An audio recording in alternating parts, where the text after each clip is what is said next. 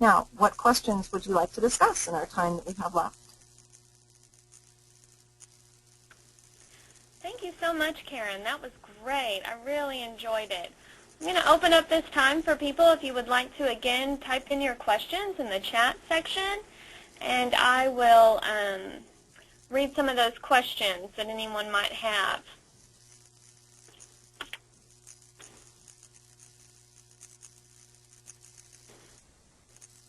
Karen, real quickly, what do you think about, you talked about the link between high insulin levels and body fat. Would you ever recommend to a patient to consider following a low glycemic index diet?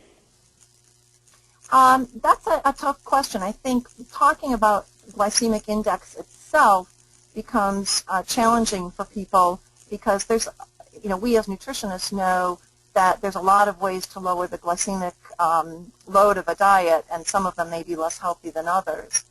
There is research overall, when they look at it, does not seem to be consistently related to lower cancer risk, but there is some evidence in the diabetes field where people who are insulin resistant may be more sensitive. So I guess I would say I wouldn't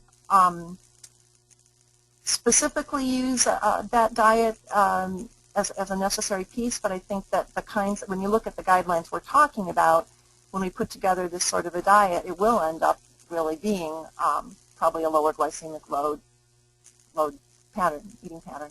Does that make sense? Yes, it does. Thank you.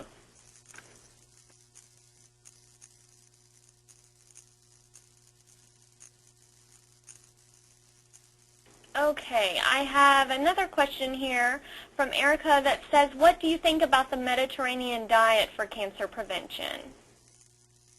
The Mediterranean diet is another example of this predominantly plant-based diet, and the evidence is looking pretty good.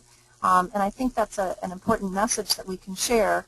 Depending on the exact way the Mediterranean diet is implemented, some studies it shows up as being associated with lower cancer risk. Sometimes it doesn't.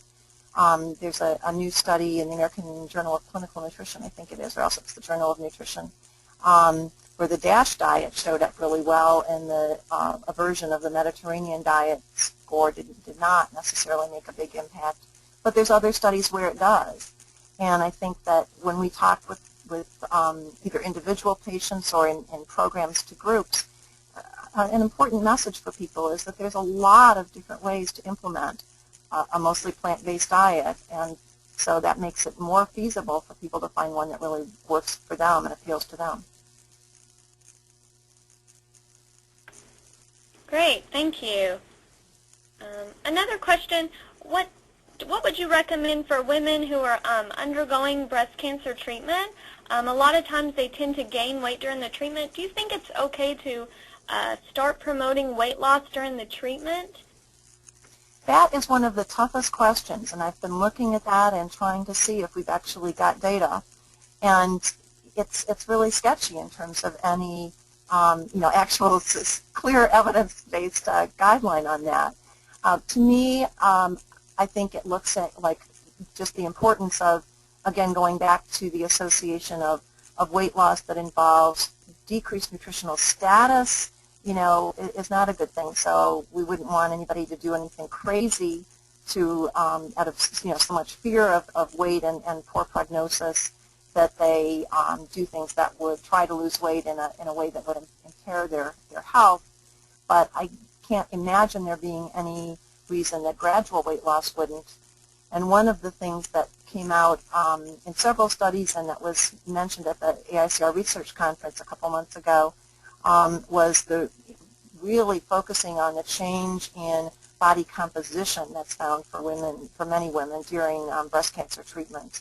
And that one of the comments that one of the researchers made is that even adding more and more exercise, endurance-type exercise, does not change the loss of lean body mass that occurs. And so really working with women on incorporating strength training into their lifestyle may be one little piece of that, in addition to focusing on getting rid of excess calories. Great, thank you. And Karen, is there any link between calcium and colon cancer?